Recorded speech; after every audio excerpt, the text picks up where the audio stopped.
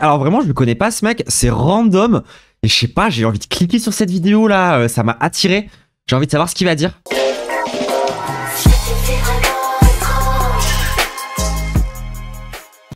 J'ai 23 ans et je n'ai plus d'amis. Ou je devrais dire que je n'ai pas d'amis. Ce n'est pas forcément une situation où je peux dire j'ai choisi de ne plus en avoir. Mais avec le temps a fait qu'il n'y avait plus personne. La majorité des gens que je connais, ça a été grâce à l'école. Beaucoup de gens qui continuent encore à fantasmer ce truc là une fois que c'est fini hein, d'ailleurs. À un certain moment même, c'était le fait de voir ces gens qui me motivaient à partir à l'école. On avait des sujets de conversation intéressantes, en cours on était ensemble, on rigolait, on faisait un peu de bruit, mais ça nous a jamais empêché de bien travailler. Putain, l'atomisation du capitalisme, je cherchais ce terme l'autre jour et je l'ai pas retrouvé, merci. C'est une situation qui arrive à pas mal de monde. Le fait qu'avec l'âge, pourtant je n'ai que 23 ans, avec l'âge on se retrouve seul, on se rend compte du fait que dans ce voyage qu'est la vie. Alors ouais, parce qu'en fait moi c'est un peu amusant parce que malgré, du coup si vous avez vu la vidéo sur l'histoire de ma vie, ma dépression, tous ces trucs là, moi c'est quelque chose que j'ai pas trop vécu, j'ai vraiment beaucoup de chance par rapport à ça. Je me suis jamais retrouvée toute seule, malgré toute la merde. J'ai toujours été entouré des gens, j'ai quasiment jamais perdu d'amis. Genre les gens que j'ai rencontrés en maternelle, c'est encore mes potes. Les gens que j'ai rencontrés au collège, c'est encore mes potes. Les gens que j'ai rencontrés au lycée, c'est encore mes potes. Bon, la prépa, il me reste plus grand monde. Et les gens que j'ai découvert, enfin que j'ai rencontrés en école d'ingénieur, c'est littéralement ma famille. Je suis en full dépression, quasi hikikomori depuis 2 ans. J'ai ghost tout le monde, donc j'ai quasi personne là. Putain, bon courage, force à toi. Genre nous, avec Lou, on a vécu un truc, je vous renvoie encore à ma vidéo, même si on n'est pas... On revient pas de temps sur ça, mais le côté un peu hikikomori, ouais, je capte très très fort. Et ouais, c'est très très dur de resociabiliser quand t'as plus l'habitude. Même moi qui suis hyper extraverti, après mes 2-3 ans d'isolation sociale, ça a été hyper dur de revenir. Et encore aujourd'hui, je sature encore socialement beaucoup plus rapidement qu'avant. C'est-à-dire qu'avant, je pouvais vraiment passer 4 semaines avec mes potes, tous les jours, H24, tout le temps collé à eux, sans problème. Ma tolérance à ça, elle a pris très très cher, malheureusement. Et maintenant, j'ai des moments où, genre, au bout de même pas 24 heures, j'ai besoin d'être toute seule. Et c'était pas du tout le cas avant. C'est un vrai traumatisme, dans le sens où ça a des vraies conséquences, genre, sur ta psyché, tu vois. De toute façon, c'est plus que démontré scientifiquement, je veux dire. Il y a une expérience comme ça qui s'appelle je sais plus comment c'est, sur le puits du désespoir, enfin, c'est un truc horrible. En gros, tu foutais un singe... dans une espèce de puits avec les bords qui sont recouverts d'huile. Et du coup, ça fait que peu importe s'il essaye de monter, il finit toujours par retomber dans le puits. Et c'est désespérant. Tu le fais vivre une expérience hyper forte de solitude comme ça. Et c'est seulement 4 mois. Hein. C'est même pas 1 an, 2 ans. C'est seulement 4 mois.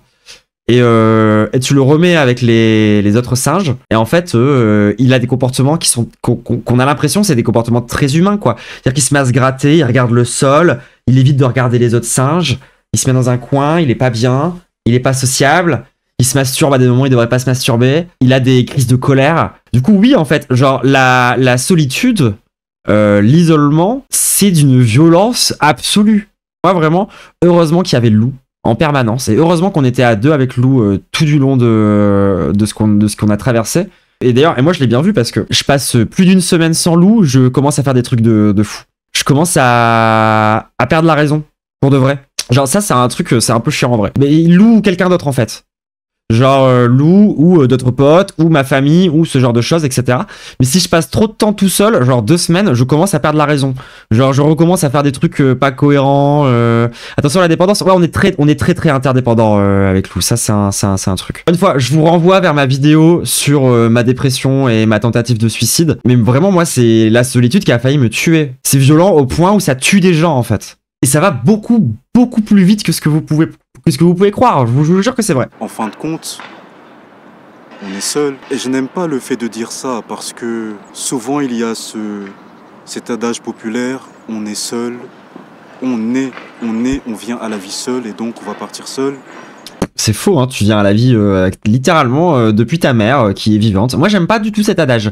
Voilà, moi des fois, j'ai des hot takes sur les adages. Enfin, je trouve ça complètement con de dire tu nais, tu vis, tu meurs seul. Pour moi, c'est vraiment s'auto-gaslight pour se convaincre qu'en fait, c'est pas si important que ça les relations sociales, alors qu'en vrai, c'est fondamental. Limite, c'est quasiment genre la seule chose qui compte. Enfin bref. Moi, je suis un peu seul, entre parenthèses, ça va encore, mais je suis assez toxique en amitié, donc je me sens un peu coincé dans ma solitude pour pas blesser les gens. Mais alors... moi, je pense que là, t'as une vision fataliste de la toxicité. Tu sais que genre, être toxique, c'est pas quelque chose qui te définit, hein. Tu peux ne pas l'être. J'ai refusé d'y croire au début. Parce qu'on a besoin des autres. Ta viande, tu l'achètes chez le boucher. Quoi? Tu manges de la viande?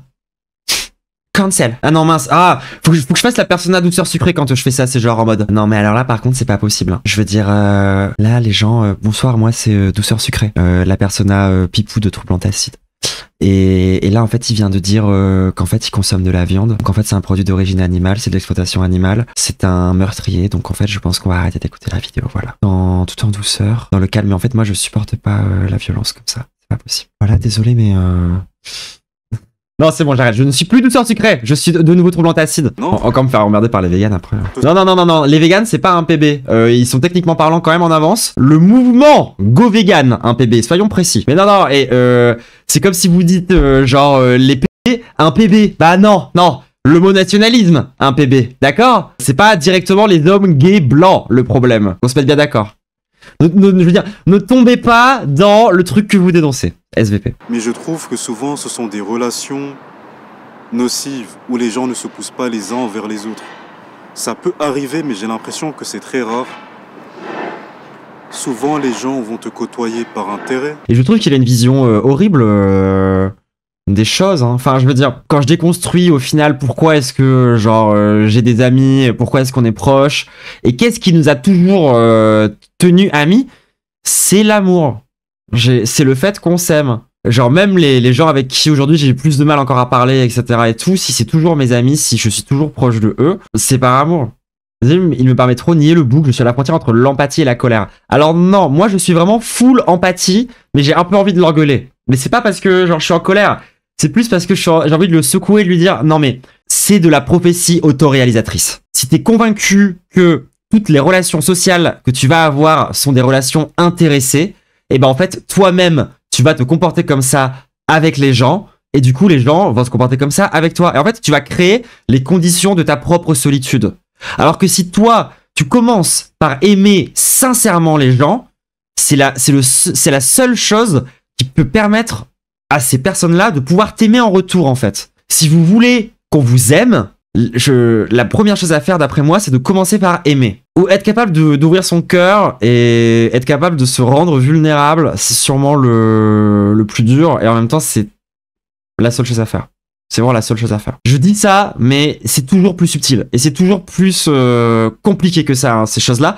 Par exemple, moi, je me suis fait avoir il y a pas longtemps. J'en ai déjà un peu parlé, mais genre, je peux remettre une couche là-dessus. Je me suis rendu compte d'un truc un peu chiant. C'est que moi, j'étais intimement convaincu que si tu apprenais à t'aimer, vraiment fort, tu allais arrêter de te détester. C'est un mensonge. Les deux sont parfaitement indépendants. Tu peux avoir exactement au même moment beaucoup d'amour pour toi et énormément de haine pour toi. Les deux peuvent coexister sans problème en fait. Donc en fait, il faut réfléchir les choses de façon plus indépendante. C'est moins mécanique que ça en a l'air en fait. Tu peux pas vivre aussi un peu de self-hate aussi. Tu peux pas avoir un esprit 100% sain. Mais surtout que la self-hate, c'est bien. Hein. Enfin, il y a des moments la self-hate, c'est bien. Non. Mais il y a des moments, heureusement, qu'on a un peu de self-hate. Je suis désolé. Pour moi, de base, il faut jamais rien cancel dans ce que tu ressens. Tes émotions, c'est vraiment le truc que tu ne contrôles pas de base. Ton émotion, elle te traverse, que tu le veuilles ou non. La seule chose sur laquelle tu as du contrôle, c'est comment tu vas exprimer cette émotion. Mais en soi, l'émotion, tu la ressens, c'est tout. Tu peux pas travailler là-dessus. Tu peux pas t'en vouloir de la ressentir. Elle est là. Elle est juste là. Ensuite, qu'est-ce que t'en fais? Pour moi, les gens qui sont en mode je suis 100% contre la jalousie. Je suis 100% contre le mensonge. Je suis 100% contre... Voilà, moi, tu es 100% contre un concept purement humain et naturel, je vais trouver ça pas basé en fait. Et à commencer par la colère, parce que moi pendant très... Et je pense que c'est un des sentiments les plus diabolisés. Alors que la colère, c'est tellement important. Et surtout quand tu deviens une femme, ou même quand t'es une femme de base, genre on t'empêche d'être en colère tout le temps, c'est horrible. Ils n'ont pas une sorte de dernier pragmatisme, en mode je suis né seul, je mourrai seul, alors pourquoi m'entourer? Mais en fait, qu'est-ce que ça veut dire mourir seul et qu'est-ce que ça veut dire naître seul? Parce que déjà moi, je sais pas, genre, qui naît ex nihilo, hein? Genre à moins d'être un bébé qui naît dans une éprouvette, normalement tu nais quand même très directement depuis ta mère. Genre littéralement tu ne peux pas naître seul. Tu es directement avec quelqu'un quand tu nais. Complètement con cette histoire. Et puis je suis désolé, si jamais je meurs et que dans la maison où je suis, il y a d'autres gens, même s'ils sont pas là directement collés à moi, bah je suis quand même pas morte seule. Ça veut rien dire. C'est juste une phrase de dooming, c'est juste une pure phrase de doomer. Évidemment qu'il faut s'entourer, évidemment qu'il faut essayer de chercher des gens qui te ressemblent et qui t'acceptent avec tes défauts. Et que toi t'acceptes avec leurs défauts. Il faut arrêter d'être trop exigeant aussi parfois, hein.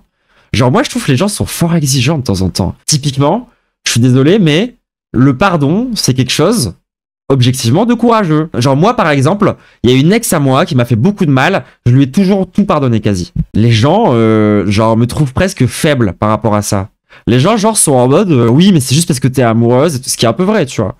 Mais la vérité, c'est que c'est des efforts hein, de pardonner. C'est des efforts de regarder quelqu'un qui t'a fait du mal et de rester pote avec et de faire de s'accrocher quoi. Et de toute façon, genre il faut s'accrocher aux gens en fait. Hein. Enfin, je suis désolé, mais moi par exemple, les gens qui sont en mode j'ai pas envie de courir après les gens.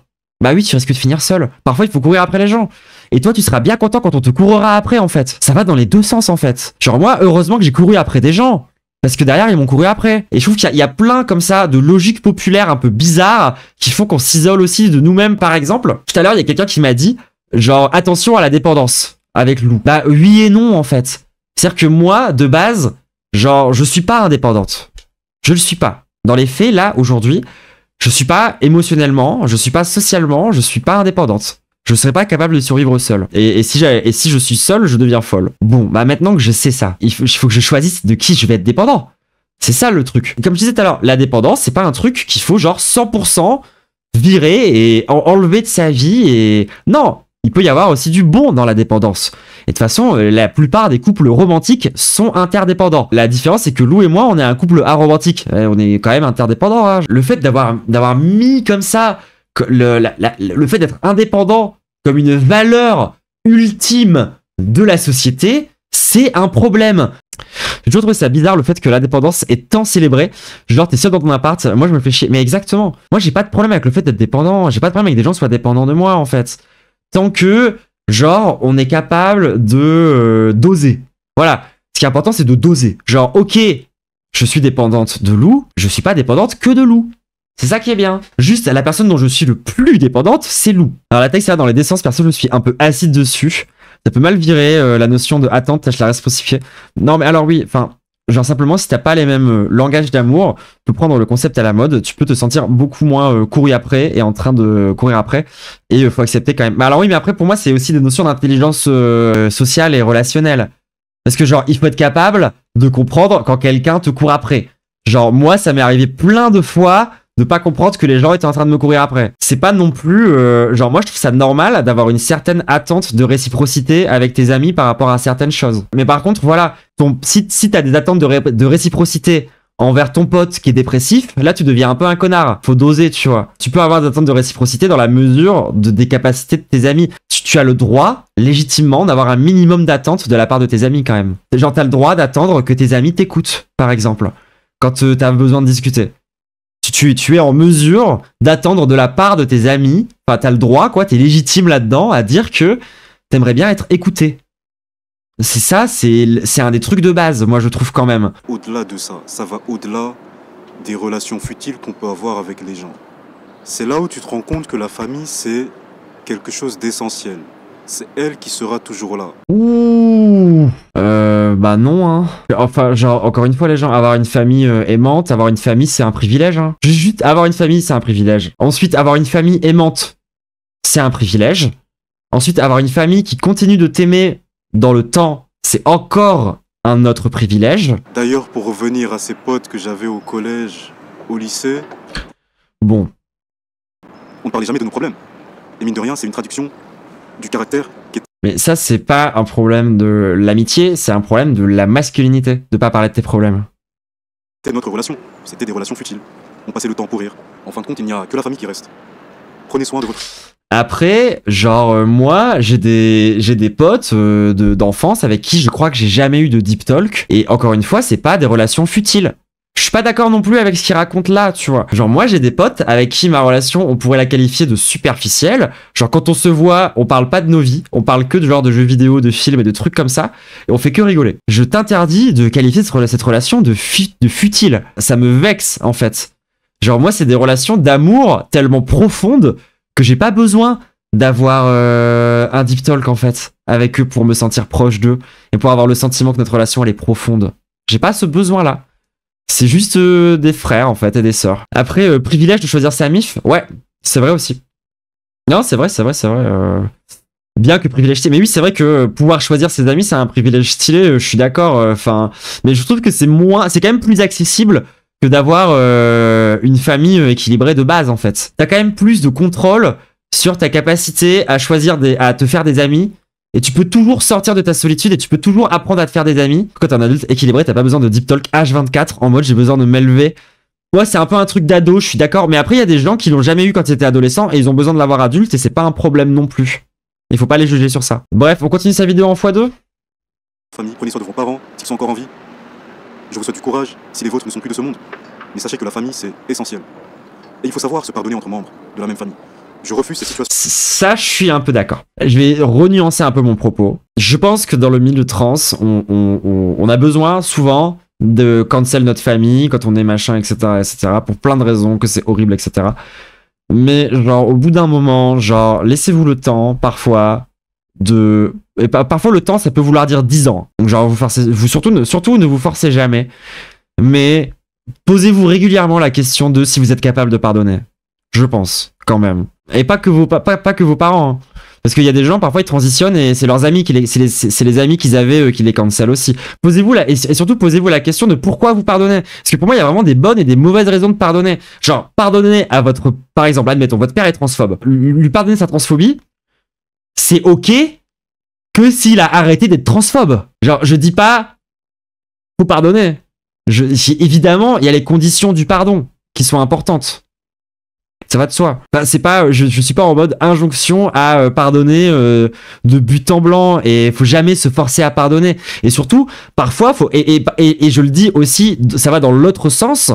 Je pense que il faut pas pardonner trop vite certains trucs aussi. Genre, parfois, il y a des gens où par amour, vous allez tout laisser passer et ça peut aussi vous faire du mal. En tout cas, ce que je dis, c'est pas genre pardonner aux gens qui vous ont cancel. Juste posez-vous la question de si vous en avez envie et de si ça vaut le coup et de si vous en êtes capable. Ça vaut toujours le coup quand même de se poser la question, sincèrement. C'est mon point de vue très perso par rapport à ça, quoi. Des familles se détruisent à cause d'histoires d'héritage. Alors que la famille, on n'a que ça. Oh, c'est un bourgeois. Non, désolé, les histoires de gens qui s'enculent à cause de leur héritage, c'est bon. Hein. Genre, désolé, hein, là, c'est ma haine de classe qui revient. Non, moi, je pensais pas qu'il était bourgeois, je pensais qu'il était autiste. Je suis désolé. Oui, l'écharpe, c'est vrai, l'écharpe. 100% des histoires de familles qui s'entre-déchirent que je connais, c'est pas des histoires d'héritage. Et moi, de base, si votre famille a explosé à cause d'une histoire d'héritage, c'est que vous ne méritiez pas d'avoir une famille. C'est tout. Genre, c'est bon, ça dégage. Et ça, je sais que c'est pas basé. Là, je suis vraiment en mode haine de classe, les gens, je suis désolé. T'as pas idée, des rancors non traités explosent au moment de l'héritage, c'est le prétexte. Ouais, je le sais. Non, je le sais bien. Je t'ai dit que c'est de la haine de classe. Je sais bien qu'ils ont probablement des raisons un peu légitimes de s'engueuler et que l'héritage, c'est que une excuse. Mais c'est là où moi, je suis contente. Genre, moi, je viens d'une famille où on s'engueule. Et c'est trop bien. Genre, parce que du coup, quand on a un problème, on se le dit. Et après, ça va mieux. Du coup, ouais, des fois, c'est un peu, ça secoue, quoi. Mais au moins, après, on est tranquille, quoi. Et on peut s'aimer. Oui, je trouve que s'engueuler, c'est sain. Moi, je trouve que les gens qui ont peur du conflit, souvent, c'est beaucoup plus malsain que les gens qui, justement, ont tendance à aller un peu au conflit pour arranger les problèmes. Même si, bon, il y a des gens, parfois, c'est des drama queens. Et ils vont au conflit, genre, à la moindre excuse. Mais c'est un autre problème. Les humains, tout se résume à la psychologie. En fonction de ta psychologie, ça va déterminer ta personnalité. Est-ce que tu es quelqu'un d'introverti, quelqu'un d'extraverti? Et même, peut-être que là, ça se voit, mais je suis introverti à travers mes vidéos, c'est sûr. Et dans la vraie vie, je le suis. Mais introverti, ça ne veut pas dire timide. Ce n'est pas parce que tu es introverti que tu n'as pas d'amis. Tu n'as pas d'amis ou tu n'as plus d'amis parce que ces gens-là, tu ne raisonnes pas avec eux. Il n'y a pas d'attirance sincère. Après, la triste vérité, c'est que il y a une grande part de chance. J'ai la chance, enfin voilà, de toute façon, je le dis tel quel. Je dis j'ai la chance, à chaque fois je le dis, j'ai la chance d'avoir toujours été bien entouré, d'avoir toujours eu des amis autour de moi. C'est une chance. Je considère vraiment pas que c'est grâce à moi ou c'est parce que je suis une personne particulière. Pour le coup, c'est vraiment de la chance. C'est cliché, mais il vaut mieux rester seul que mal accompagné. Les autres ne sont pas forcément mauvais, mais ils ne vont pas te comprendre. Pareil, ça c'est un adage, mais je sais pas à quel point je l'aime bien. Enfin, comment dire, parfois faut commencer par être mal accompagné parce que t'as pas le choix. Genre, c'est pas aussi simple, quoi. Genre, il y a des moments où c'est mieux d'être seul et il y a des moments où c'est mieux d'être mal accompagné. Tu peux pas avoir une règle sur ça. Je suis désolé. Il whippine un peu tout et il fait que balancer des trucs de bon sens un peu populaires, un peu nuls. Même s'il y a certains trucs de bon sens populaire que moi j'apprécie, mais ça, pas ceux-là, quoi. Parce que c'est que des trucs de dooming. Bah, je sais pas si c'est un poseur ou genre... là, j'ai quand même l'impression que le mec, il est en mal-être et que c'est quand même sa façon à lui d'essayer d'en sortir. Et mine de rien, dans 5 ans, je vais peut-être revenir dans cette vidéo, j'aurai d'autres réflexions dessus. C'est un exercice que j'aime bien, le fait de me livrer à structurer ma pensée à travers une vidéo. En tout cas, n'oublie jamais cela, peu importe où t'es dans le monde, que tu sois accompagné ou non, aie confiance en toi, tout part de là. Si tu as confiance en toi, qu'il y ait du monde ou qu'il n'y ait personne, tu te sentiras bien.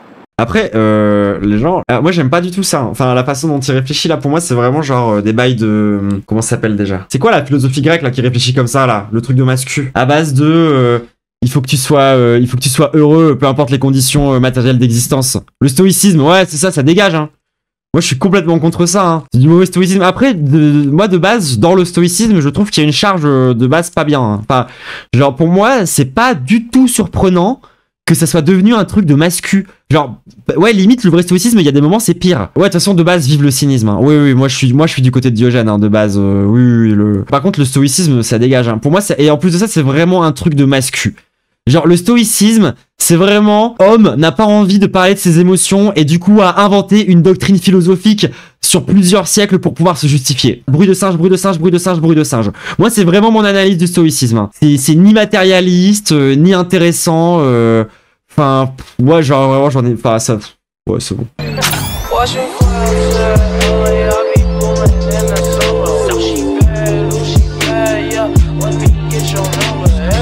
I can't remember, I've been popping.